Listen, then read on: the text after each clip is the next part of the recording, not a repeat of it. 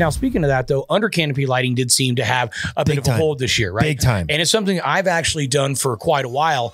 And I'll be honest, I was the biggest skeptic of it originally. The way the leaf's morphology works, in palisade parenchyma cells that are on the top side of the leaf, all lined up in nice little rectangular cells, right? And that's where all the chlorophyll's at. The bottom side is all spongy mesophyll. That's area for gas exchange and everything else. And you have stabana on the underside to allow for that. I always said, no. The photosynthesis happens on both sides. But guess what?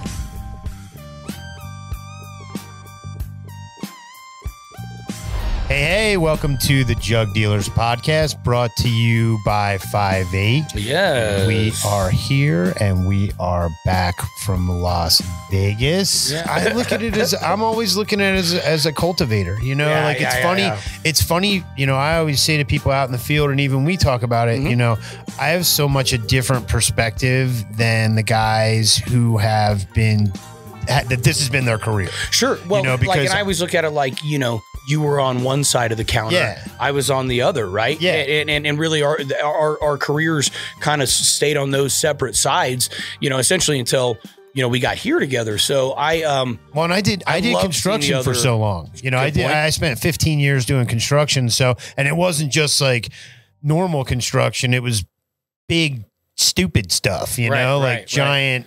Built Mike Shanahan's house, you know what I mean? I mean, no big. So it's like, you know, and like, so when you work on like $20-30 million houses, you see all kinds of stuff, and not for nothing, you'll see things where you're like, oh, I could use that at my house. You know, rich people buy really cool stuff for their houses. You know what I mean?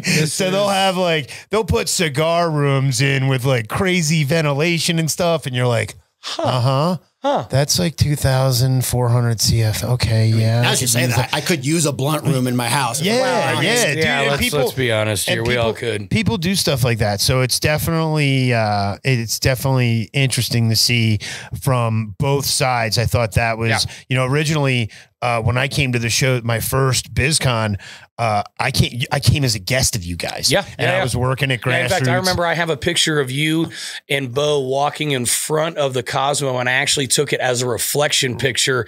So you can see your back in one, and then right next to you, you can see your face, and you can see both of them. Is that the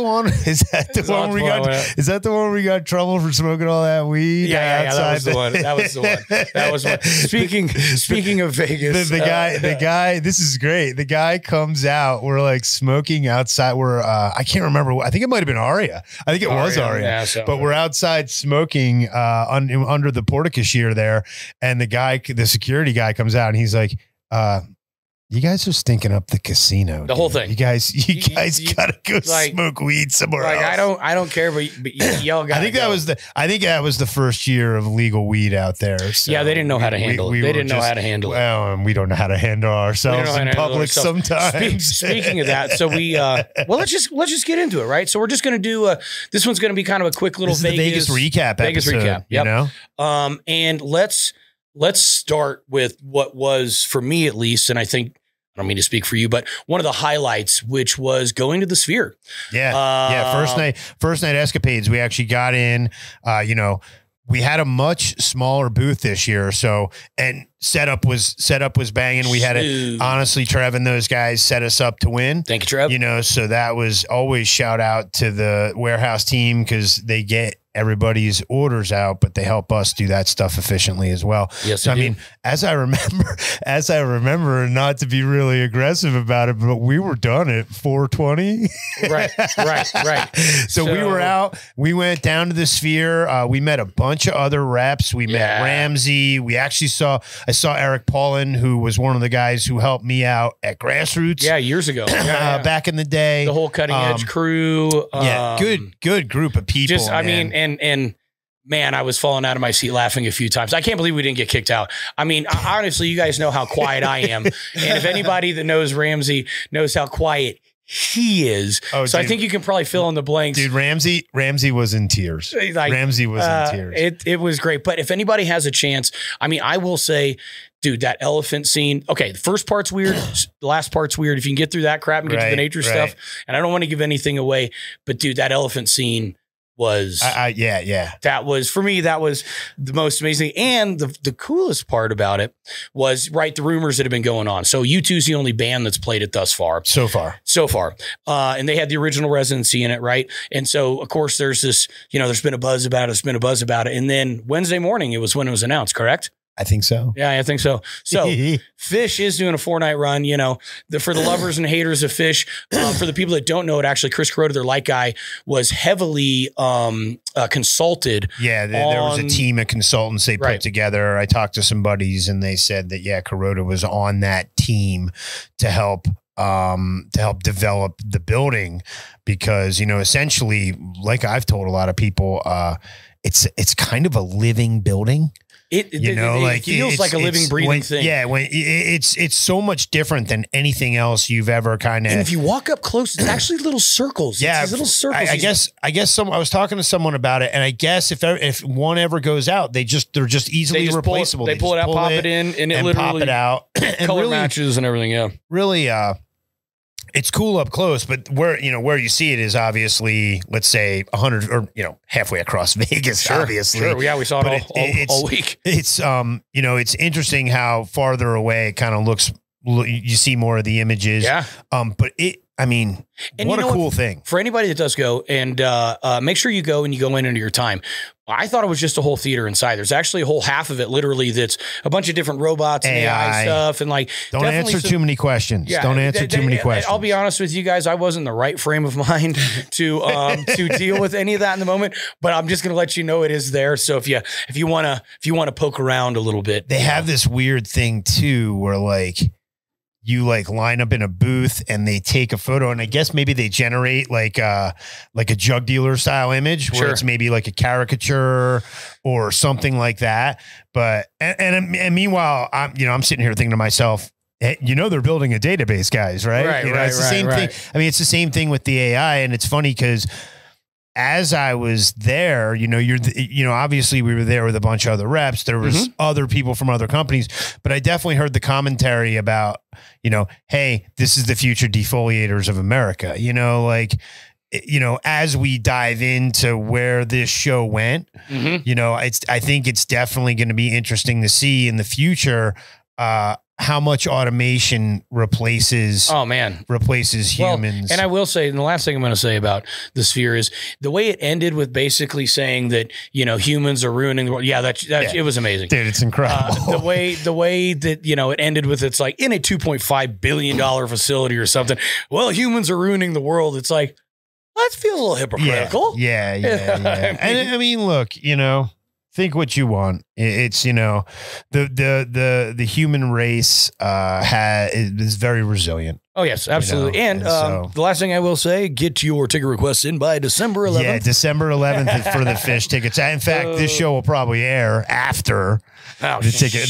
But it might air before December 15th, which is the ticket public on sale. Yeah, that's public sale. Everything else is accurate. The emoji was the best when you would see the emoji. You'd be, because Jair had a really cool room at the Cosmo, and it was in sightline, but it was easily, as the crow flies, it was probably a mile away. Yeah, it was, but you'd see this big giant emoji face from across the city, and you're like, I hate to say it, if it's any indication of what our society has become, that pretty much it's pretty wild. It. I will say it was a pleasure having Grambo out. We got to drag him out. Yeah. So we'll be seeing more and more. I'm sure different videos and whatnot out of that. He got a bunch of cool footage. Some really cool footage of us with a bunch of people, just Vegas in general, and not for nothing, man. I'll say it. I'll view a Jair's suite here trying to stick it. Oh yeah. I'll say it right here. I think anybody. There's a sphere back there. I think any of the 400 or 500 viewers we had from the previous generations of this show can attest that bringing Grambo on has been a huge part of the now 10, 20, 30,000 views that we have. And by the way, we're unbelievably grateful and gracious for that.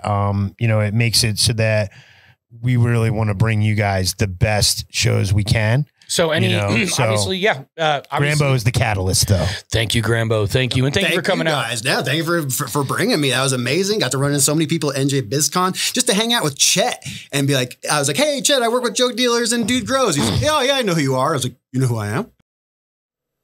Hey guys, sorry to interrupt the show, but I figured you wanted us to interject on this one. If you remember, we did a little contest last week. We asked everyone if you want to go follow at Jug Dealers on Instagram. You want to go follow the Scietetics page when we were doing the Cocoa Show. We're going to give away 5 free bottles of New Millennium, and Winter Frost was the pick of the day for this one. So we're giving out a little bit of Winter Frost, a little bit of Clonex gel, and a little bit of DLI papers. So congratulations to Get in the Pool 27. You got some Winter Frost coming your way. Van Ripster 77. You got that Winter Frost too. Your Mailman Grows, the homie. I recognize some of these names. Let's see, at Rax 91 and Greenogrefarms. Congratulations, you guys are the 5 lucky winners. So just go ahead and hit us up on at Jug Dealers on Instagram. DM us, and I will send you a form to get all your vital information. We'll get that sent out to you guys. So congratulations, Get in the Pool, Van Ripster, Your Mailman Grows, A-Trax, and Greenogrefarms. Back to the show. You know who I am?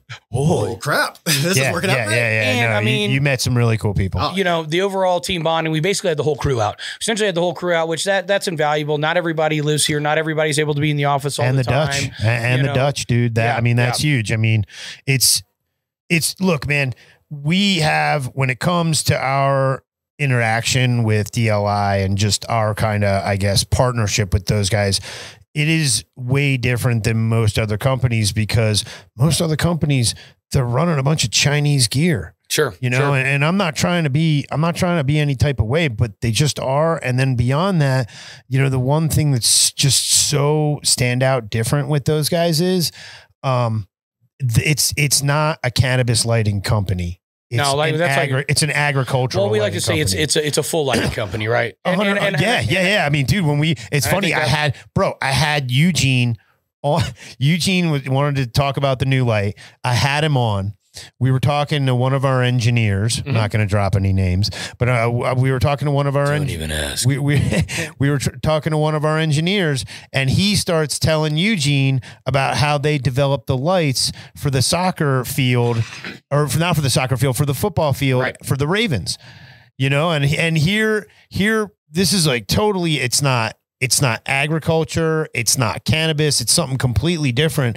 And I think, honestly, like, one of the biggest things, and we'll talk about this a little bit later in the episode, but how important light is, and I think that's something that, as you and I tour around the country and we see these places and we work with who we work with, we're starting to see the light. hey, we're starting to see the light ourselves, And on that note, let's talk a little bit directly about the show, because it was way different than previous years. I mean, let's call it out. What's the biggest difference right off the rip?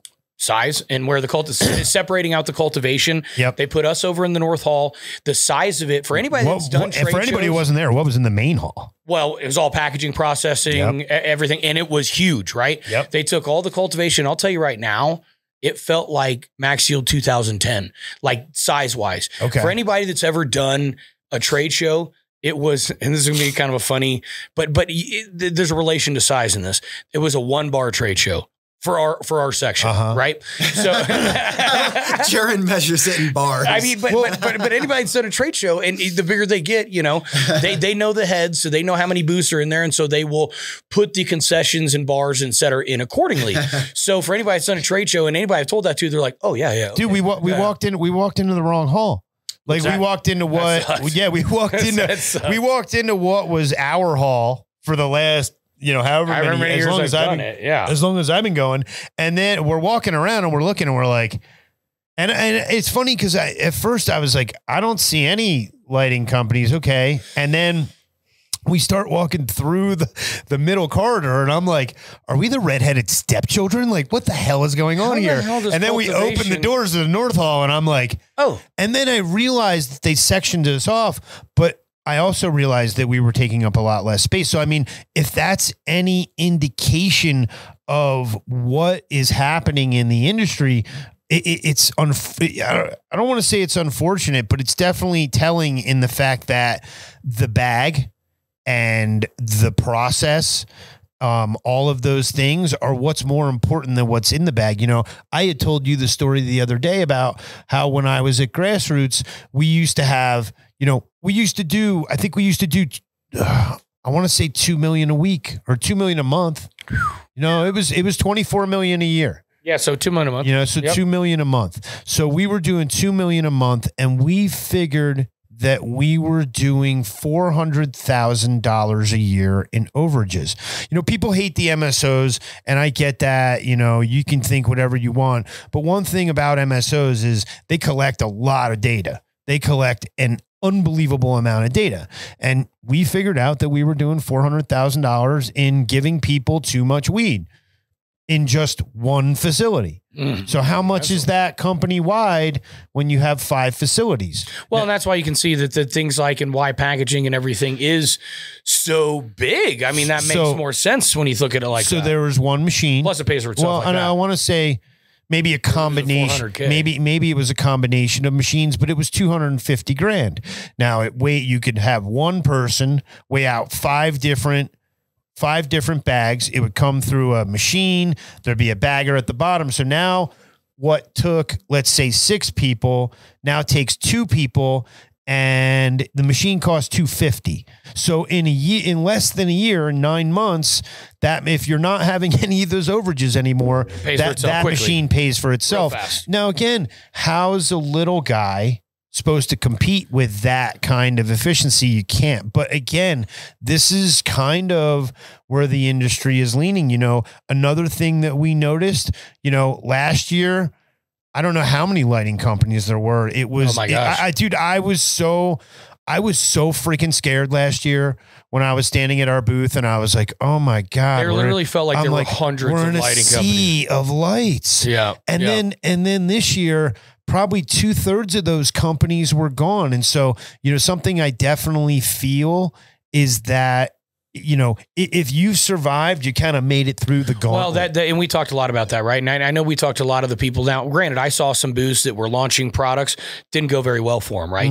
But if you looked at the Royal Golds, the Cutting Edges, the Cannas, the Extreme Gardenings, all these guys. Hey, go back to the Canna thing. What? Oh, well, Canna had a booth for again, anybody that's knows Canna at all. And, you know, good friends of ours for a long time. We'll probably have Chet on here one of these days. But they, you know, they've just never had a booth. They've had a booth. Like I've always seen booths over in Cannabis and things like that. But here in this market, yeah, they've just never had one. They've never needed one. They never really needed one. They were the type of company where like you asked them to have, or they came to you if they wanted to be in your store, and you were lucky.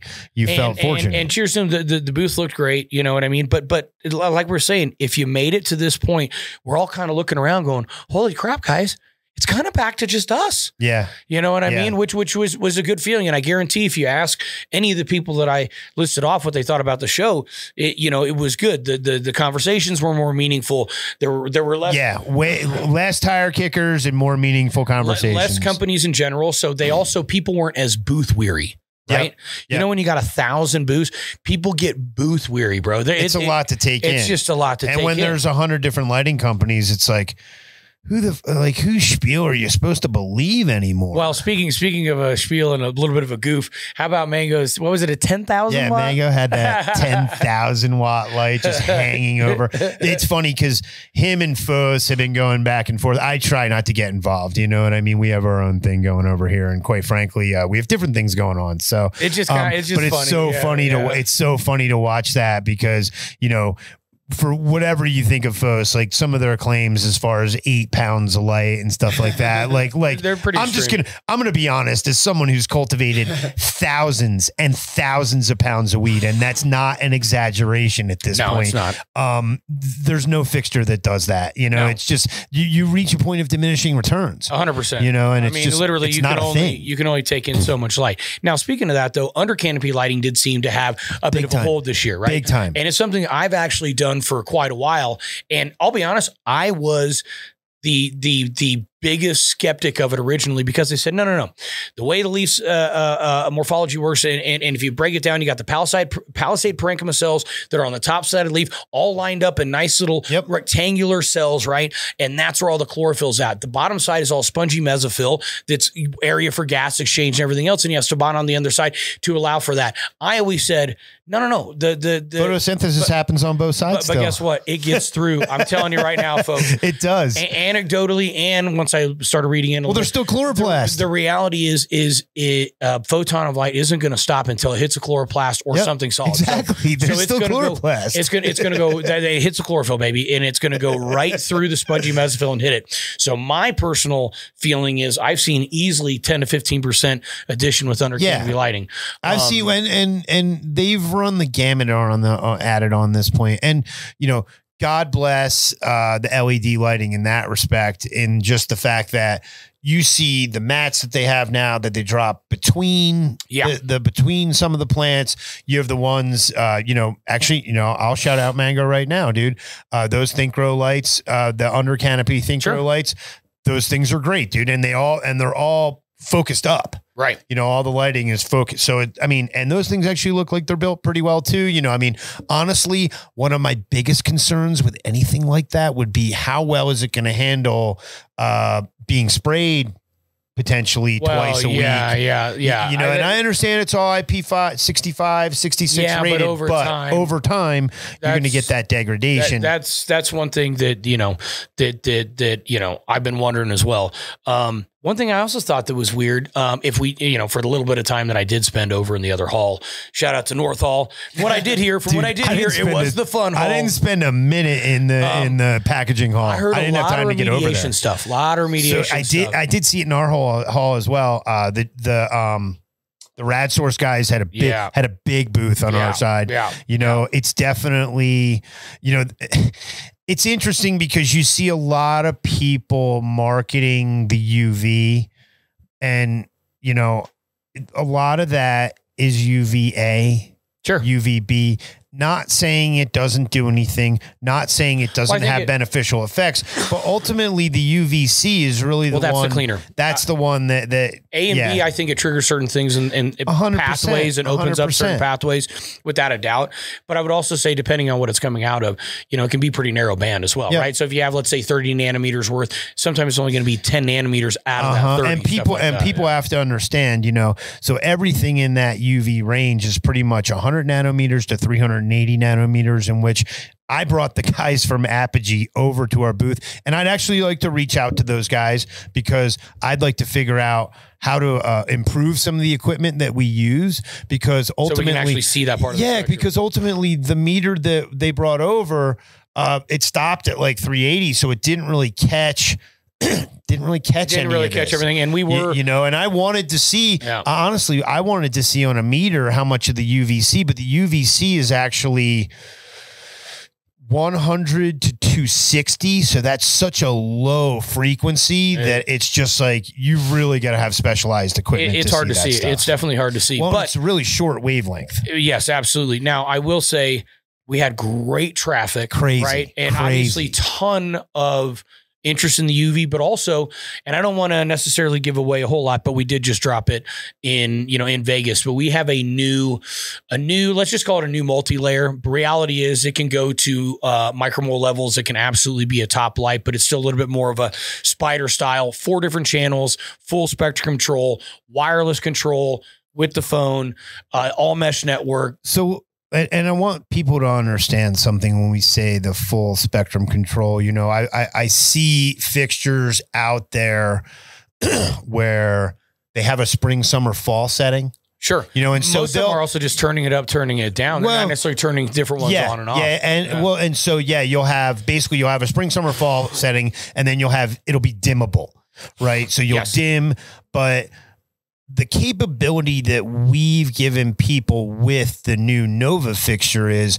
you're actually able to go into each spectrum. So you got the blues, right? Intensity, the whites, you've got the UV, and then you have a cool white and you have a warm white. That's right. Cool white, warm white, blue, UV, I believe is. And that's actually, so the other thing, it's interesting. All individually controlled, which and it's interesting as I go around, because the way people, as we've known it for so long as cultivators, realistically in the flowering side, you want to lean towards that orange spectrum, which is kind of between 500 and I think 720, right in there, yeah, right. Somewhere in that nanometer range. And there's different recipes. I'll be honest with you, of everything I've seen, I don't know that I've seen anyone that lines up directly with an HPS. Right. And so, but with this fixture, you're able to, and what I've seen, I want to go back on that, but what I've seen is the way people achieve a lot of these oranges is it's a mixture of whites and reds. Right. It's not like, and that cool white that we have in there, that does actually add a little bit of that kind of, it's that orange that we're all kind of looking for. Sure. In which, we've actually, we'll drop some stuff here in the future, but we've actually paired up with some people where we're actually going to be able to take that fixture and really get data, because what we are seeing is that if you're able to give a plant, let's say you're able to give it 4 hours of red, the last 2 weeks, the last 4 hours of the day, and it increases some morphology or response from the plant. We know the sun, goes up and changes. And obviously it's, one thing in the middle of the day, it's a whole other thing in the morning and the evening. I mean, these things that even just with our naked eye, we've observed in nature, just being a human, so having that kind of control, I mean, this is, again, dude, light is food. Light is, people. It's the food. It's not nutrients, folks. People make the mistake and they think that the elements, the minerals that they're feeding the plants is the food. No, those are vitamins. The food is light. And that's, and what ultimately it's taking that light and converting into sugars, C6H12O6.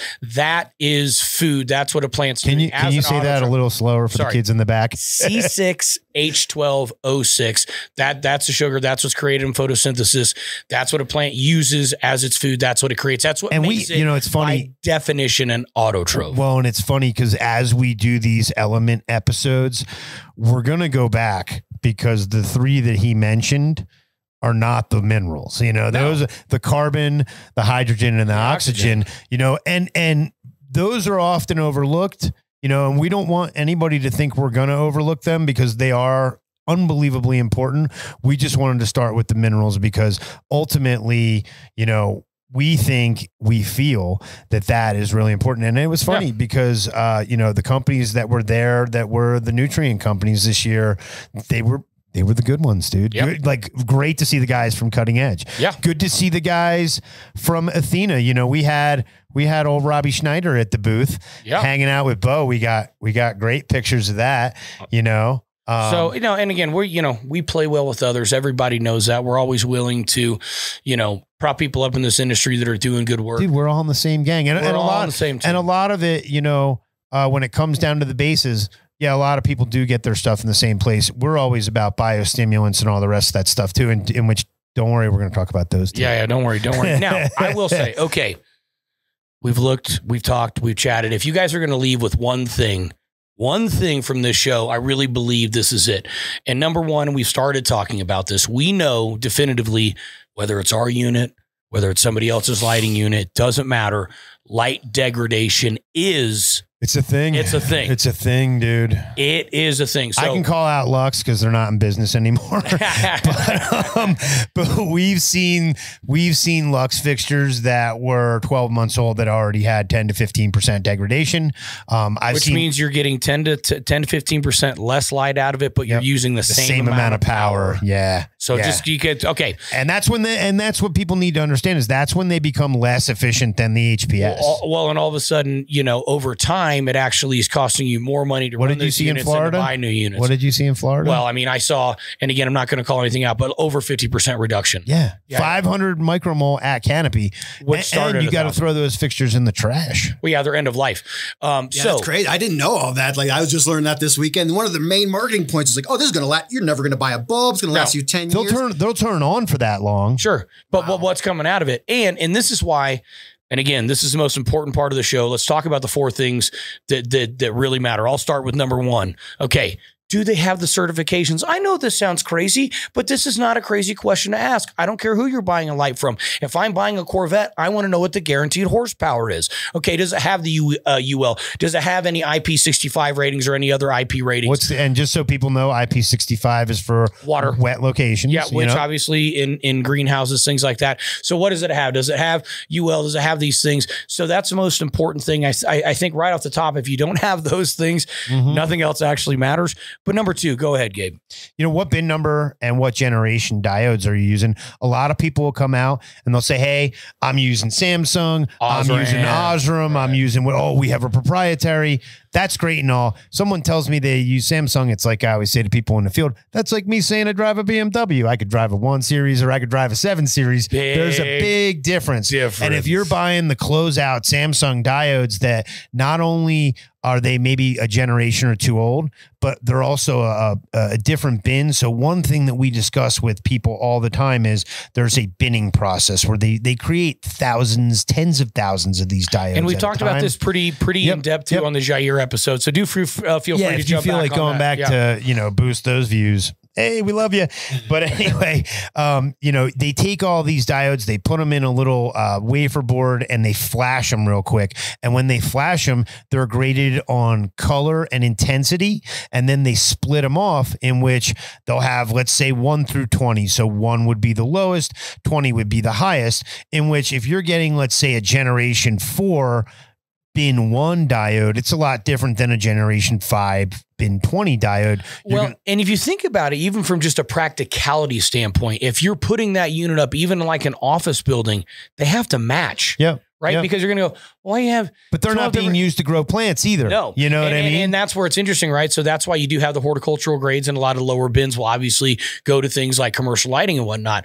But the binning process and the generation is very important. Also, totally fine to ask. Number 3, do they give any warranties on lighting degradation? I'm not talking about. So they all have if they turn on and off. But that's what any warranty has, is whether it turns on and off. Do they have? And I can tell you nobody does, by the way.